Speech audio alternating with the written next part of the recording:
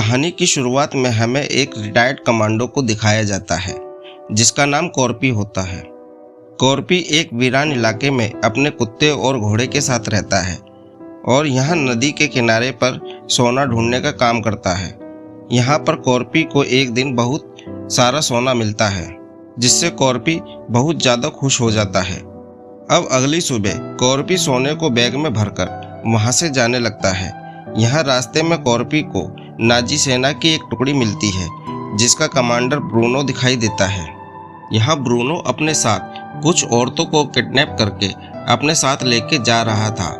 अब कॉर्पी सभी सैनिकों को अनदेखा करके आगे की तरफ बढ़ने लगता है। तभी एक सैनिक कॉर्पी को शूट करने के लिए अपनी बंदूक से निशाना लगाने लगता है कि तभी ब्रूनो उसे रोक कर कहता है उसे जाने दो, वो वैसे भी अपनी मौत की तरफ जा रहा है क्योंकि हमारी एक टुकड़ी पीछे आ रही है। अब थोड़ी दूर जाने पर कॉर्पी को 4 सैनिक रोक लेते हैं और घोड़े से उतरने को कहते हैं। फिर उसका बैग चेक करने पर उनको कॉर्पी का सोना दिख जाता है।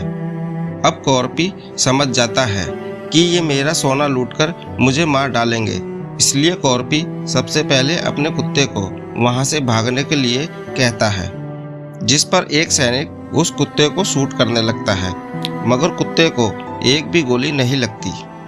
अब कॉर्पी अपना चाकू निकालकर एक सैनिक को मार देता है। तब दूसरे सैनिक कॉर्पी से लड़ने के लिए आगे बढ़ते हैं। अब कॉर्पी अपने चाकू से उन पर हमला करता है। तभी एक बचा हुआ सैनिक उसे पीछे से पकड़ने की कोशिश करता है।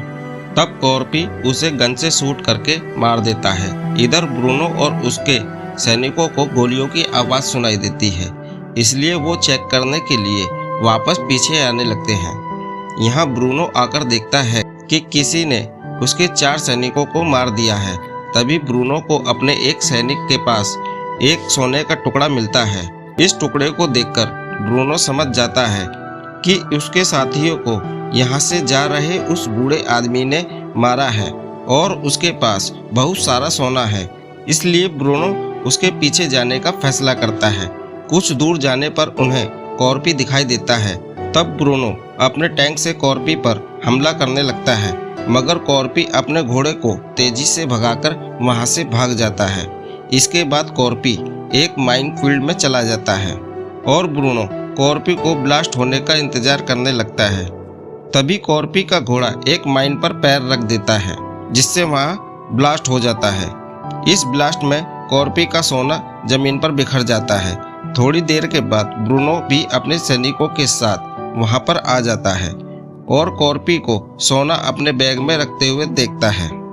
यहाँ कॉर्पी सोना उठाते वक्त एक पत्थर भी उठा लेता है। अब ब्रूनो कॉर्पी को मारने का आदेश सैनिकों को देता है। यहाँ कॉर्पी माइन पर पत्थर फेंककर ब्लास्ट कर देता है जिससे चारों तरफ धुआं फैल जाता है और धुएं की मदद से कॉर्पी छिप जाता है। सभी सैनिक कॉर्पी को मारने के लिए धुएं में गोलियां चलाने लगते हैं। अब ब्रूनो अपने सैनिकों को रोककर एक सैनिक को चेक करने के लिए भेजता है। तब कॉर्पी उस सैनिक पर माइन फेंककर उसे उड़ा देता है।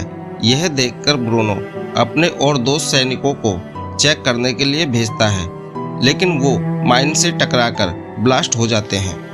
अब ब्रूनो को पता चलता है कि कॉर्पी यहाँ से भाग चुका है। यह देखकर ब्रूनो 2 औरतों को ढाल बनाकर माइन फील्ड से गुजरता है। दूसरी तरफ कॉर्पी को देखते हैं जिसे रास्ते में एक जला हुआ ट्रक मिलता है। कॉर्पी उस ट्रक के नीचे जाकर छुप जाता है और एक चाकू की मदद से अपने शरीर से गोली निकालने लगता है। कुछ घंटों के बाद ब्रूनो और उसके सैनिक यहाँ पर आ जाते हैं। यहाँ सैनिक कॉर्पी को ढूंढने के लिए कुत्तों का इस्तेमाल कर रहे थे। कॉर्पी ट्रक के नीचे से सैनिकों को देखने लगता है।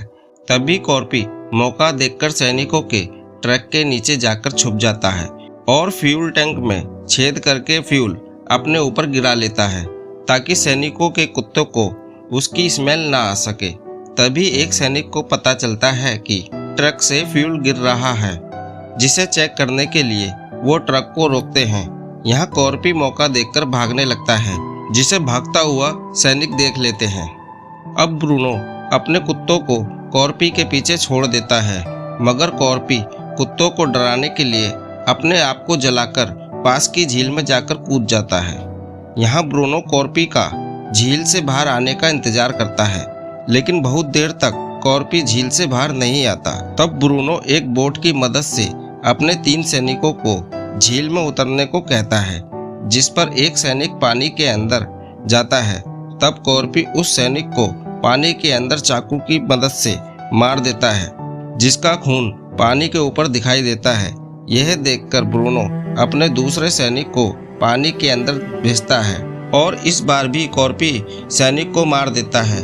यह देखकर तीसरा सैनिक बहुत ज़्यादा डर जाता है, इसलिए बोट लेकर झील के दूसरी तरफ जाने लगता है। यहाँ ब्रूनो गद्दारी की सजा देने के लिए उस सैनिक को शूट करवा देता है। अब कॉर्पी उस तीसरे सैनिक की बॉडी को ढाल बनाकर वहां से भाग जाता है। यहाँ ब्रूनो के पास कॉर्पी का कुत्ता झील के किनारे खड़े होकर कॉर्पी का इंतजार कर रहा है। तब ब्रूनो कुत्ते को देखकर एक प्लान बनाता है। दूसरी तरफ कॉर्पी कुछ घंटे चलने के बाद एक वीरान पड़े गैस स्टेशन पर पहुंचता है, जिसे सैनिकों ने पूरी तरह से बर्बाद कर दिया था। कॉर्पी बहुत ज़्यादा थकने के कारण गैस स्टेशन के अंदर आराम करने का फैसला करता है। यहाँ कॉर्पी को अपने परिवार की याद आती है कि कैसे रशियन सैनिकों ने उसके पूरे परिवार को मार डाला था। तभी कॉर्पी को अपने कुत्ते की आवाज़ सुनाई देती है। इसके बाद कॉर्पी अपने कुत्ते से मिलने के लिए बाहर आता है। तभी उसे पता चलता है कि उसके ऊपर डायनामाइट लगा हुआ है, इसलिए कॉर्पी तुरंत उस डायनामाइट को निकालकर फेंकता है। लेकिन तभी डायनामाइट फटने के कारण कॉर्पी घायल होकर बेहोश हो जाता है। जब कॉर्पी को होश आता है तो उसके सामने ब्रूनो खड़ा होता है। यहाँ ब्रूनो अपने सैनिकों की मदद से कॉर्पी को फांसी पर लटका देता है और उसकी जेब में एक सोने का टुकड़ा रखकर कॉर्पी को अलविदा बोलकर यहाँ से चला जाता है। लेकिन कॉर्पी अभी मरा नहीं था। ब्रूनो के जाने के बाद कॉर्पी खुद को संभालता है और अपनी एक टांग को खंबे में लगी एक कील के सहारे रात भर लटका रहता है। अब सुबह होने पर वहाँ एक हवाई जहाज लैंड होता है, जिसकी हवा के कारण कॉर्पी की रस्सी फिसल जाती है और कॉर्पी नीचे गिर जाता है। तभी प्लेन से उतरकर 2 पायलट सैनिक आते हैं और अपने प्लेन के लिए फ्यूल ढूंढ रहे होते हैं। जिस दौरान उनको कॉर्पी के कुत्ते की भौंकने की आवाज़ सुनाई देती है।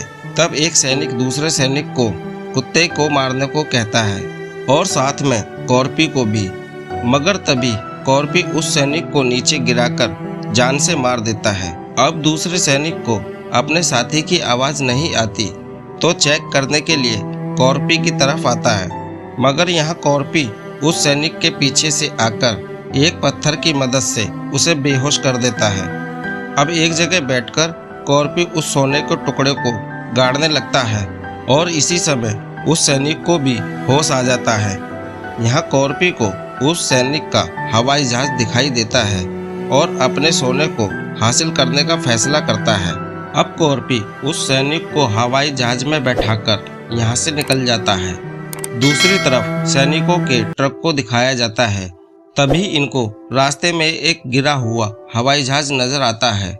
यहाँ ब्रूनो और उसके सैनिक को हवाई जहाज चेक करने पर पता चलता है कि उसके पायलट को फांसी लगाकर मार दिया है और ये वही रस्सी होती है जिससे उन्होंने कॉर्पी को फांसी लगाकर मारा होता है। यह देखकर ब्रूनो अपने सैनिकों को वहां से जल्दी चलने को कहता है।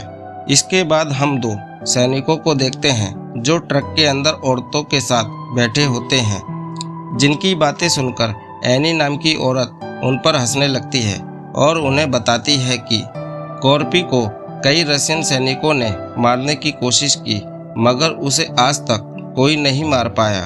तभी अचानक कॉर्पी एक सैनिक को मारकर ट्रक से नीचे फेंक देता है और जब दूसरा सैनिक ट्रक से बाहर देखता है तब कॉर्पी उसे भी खींचकर बाहर फेंक देता है, जिससे वो सैनिक टैंक के नीचे आकर मारा जाता है। यहाँ कॉर्पी किडनैप हुई औरतों की मदद करता है और उन्हें हथियार देकर अपने साथ शामिल कर लेता है, जिसके बाद कॉर्पी ट्रक के ऊपर चढ़कर ट्रक के ड्राइवर को मारकर नीचे फेंक देता है। यहाँ एक औरत ट्रक को चलाकर कॉर्पी की मदद करती है। फिर वह ट्रक को टैंक के करीब लेकर जाती है। यहाँ कॉर्पी मौका देखकर टैंक के ऊपर कूद जाता है और एक हथियार से टैंक का दरवाजा तोड़ने लगता है। दूसरी तरफ एनी अपने ट्रक को दूसरे ट्रक के पास लेकर आती है और मौका मिलते ही औरतें दूसरे ट्रक में बैठे सैनिकों को शूट करके मार डालती हैं। इधर ब्रूनो टैंक में ब्रेक लगाकर कॉर्पी को नीचे गिरा देता है कि तभी एक सैनिक टैंक से बाहर निकलकर कॉर्पी को शूट करने लगता है, लेकिन कॉर्पी जल्दी से टैंक के ऊपर चढ़कर उस सैनिक से लड़ाई करने लगता है, जिससे वह दोनों लड़ाई करते हुए टैंक से नीचे गिर जाते हैं। मगर ब्रूनो फिर भी टैंक लेकर वहां से भाग जाता है। अब यहाँ कॉर्पी के सामने वो सैनिक अपनी जान की भीख मांगने लगता है कि तभी वो सारी औरतें हाथों में हथियार लेकर वहां आती हैं।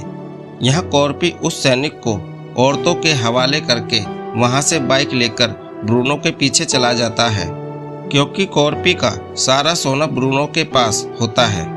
यहाँ ब्रूनो एक हवाई जहाज के पायलट से मिलता है और वहां से जल्द चलने को कहता है। अब ब्रूनो हवाई जहाज में बैठकर वहां से जाने लगता है, लेकिन उसी समय कॉर्पी बाइक से उनके हवाई जहाज के सामने आ जाता है और हवाई जहाज के ऊपर गोलियां चलाने लगता है। यहाँ हवाई जहाज टेक ऑफ होने वाला होता है। ठीक उसी समय कॉर्पी हवाई जहाज के नीचे आकर एक हथियार की मदद से हवाई जहाज को पकड़ लेता है, लेकिन ब्रूनो को लगता है कि उन्होंने कॉर्पी को पीछे छोड़ दिया है।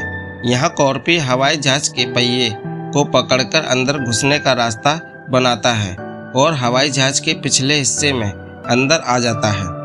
यहाँ ब्रूनो को हवाई जहाज के अंदर कुछ आवाज़ें सुनाई देती हैं, इसलिए ब्रूनो चेक करने के लिए हवाई जहाज के पिछले हिस्से में जाता है, जहाँ उसे कॉर्पी दिखाई देता है। यहाँ ब्रूनो कॉर्पी के ऊपर हमला कर देता है, लेकिन कॉर्पी काफ़ी ज़्यादा घायल होने के कारण ब्रूनो कॉर्पी के ऊपर हावी होने लगता है और ब्रूनो कॉर्पी को एक मेटल बेल्ट से मारने लगता है। यहाँ कॉर्पी हार नहीं मानता और उस मेटल बेल्ट को पकड़ लेता है और उसे एक बम से जोड़ देता है। फिर कॉर्पी उस बम को हवाई जहाज से नीचे गिरा देता है, जिसके साथ ब्रूनो भी नीचे जाकर उस बम के साथ ब्लास्ट हो जाता है। अब हवाई जहाज नीचे की ओर गिरने लगता है कि तभी कॉर्पी को पता चलता है कि ब्रूनो के साथ लड़ते वक्त पायलट भी मारा गया होता है।